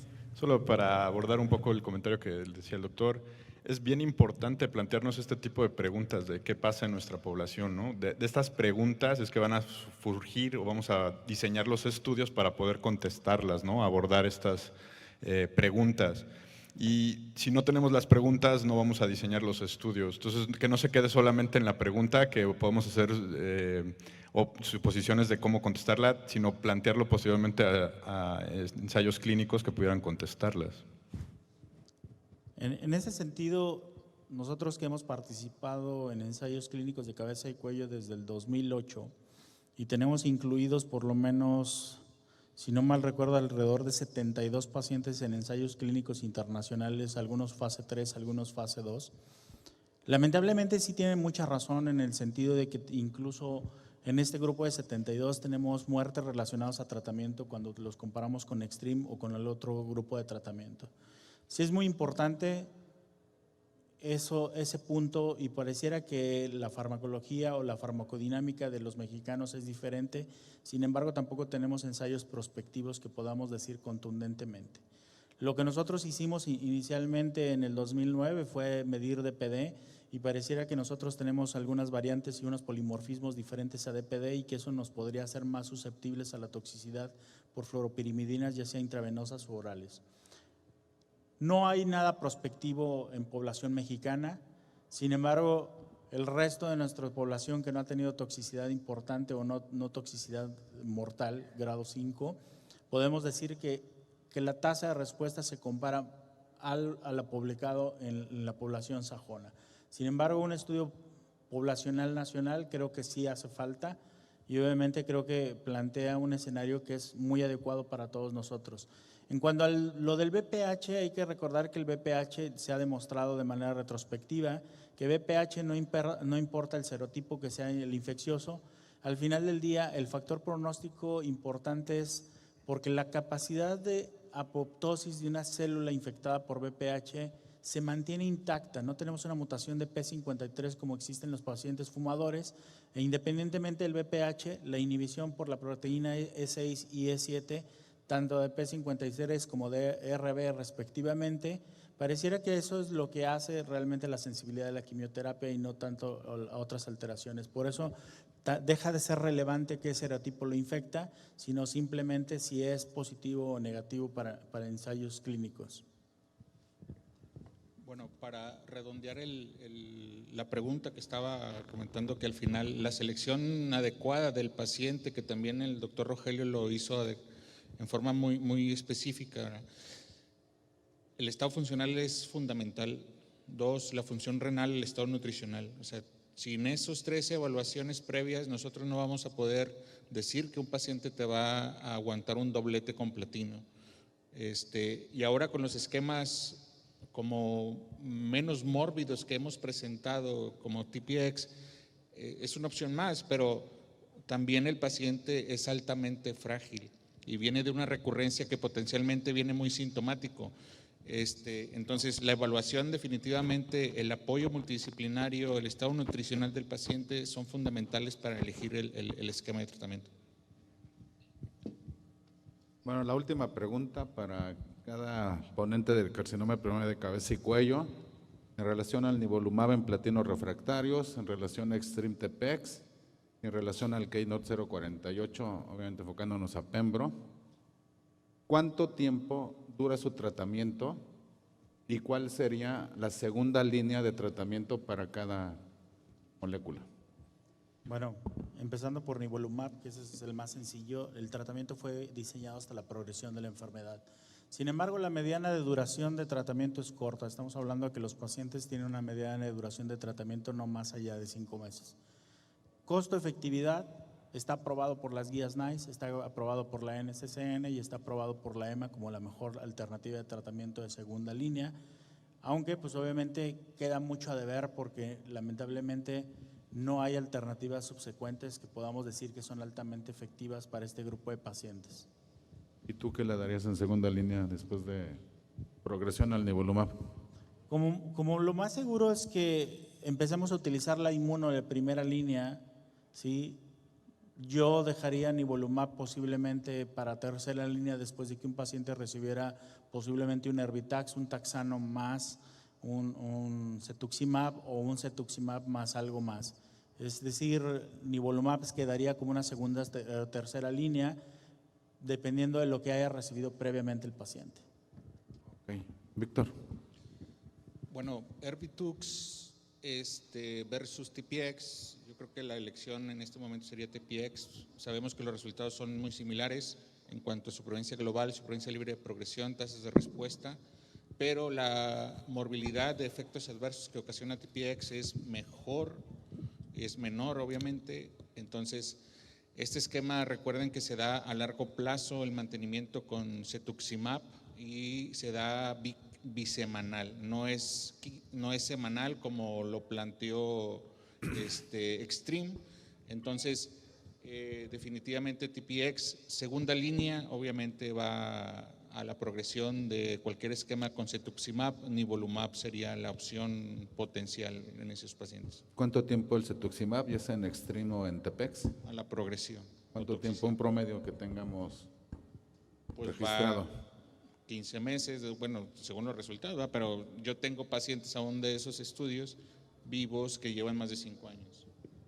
Ok. Doctor Rogelio, en relación al Keynote 048, ¿cuánto tiempo Pembro solo, Pembro con quimio y segunda línea después de pembrolizumab?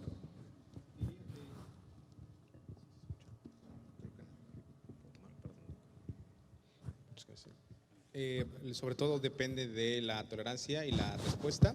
Si tienen buena respuesta al tratamiento, diría que conviene pues darle continuidad hasta observar estabilidad de la enfermedad. Si siguen teniendo respuesta parcial y beneficio clínico, pues sugeriría intentar extender el esquema de tratamiento. En las características del Keynote 048 permitían llegar hasta 2 años de tratamiento. Pero bueno, sí diría que en gran medida depende de la toxicidad y la tolerancia. Y para tratamientos posteriores a inmunoterapia, diría que posteriormente podrían ir a tratamiento con quimio o el esquema Extreme, y después del combo inmunoquimio, pues es un poco difícil. de igual manera sugerirá tratamiento con quimio. Ok, doctor Morán, ¿que quieres hacer algún comentario? Y posteriormente el doctor Cárdenas, ya para finalizar este módulo. No, en general, no comentario de mi parte, simplemente que ojalá y que tengamos más acceso a estos medicamentos en todas las instituciones, en todos los lugares para poder beneficiar al paciente bien seleccionado, ¿no? Ok, gracias. Cárdenas. Solo dos comentarios muy breves. En cuanto al cáncer de tiroides, que la primera línea de tratamiento tenemos las opciones de sorafenib, lenvatinib. Lenvatinib tiene mejores tasas de respuesta, así que pareciera ser la mejor opción, pero sorafenib sigue estando ahí en cuanto a supervivencia, libre producción, supervivencia global. En cuanto al carcinoma epidermoide de cabeza y cuello, pareciera que la inmunoterapia se está moviendo y un tema que a mí me hubiera gustado más abordar era la intercambiabilidad de los anti-PD1, ¿no? El 651, el Checkmate 651, yo creo que más que contestar la pregunta si la inmunoterapia en primera línea es efectiva, eso ya lo había contestado el 048, es si el doble bloqueo inmunológico realmente era efectivo y aparentemente nos muestra que no, pero no necesariamente que nivolumab pudiera ocuparse antes en los pacientes y esa pregunta va a quedar ahí en el aire y limitado a regulaciones por COFEPRIS, ¿no? Pero eso hubiera estado bueno abordarlo. Gracias. Bueno, muchas gracias a todos, buenas tardes y a comer.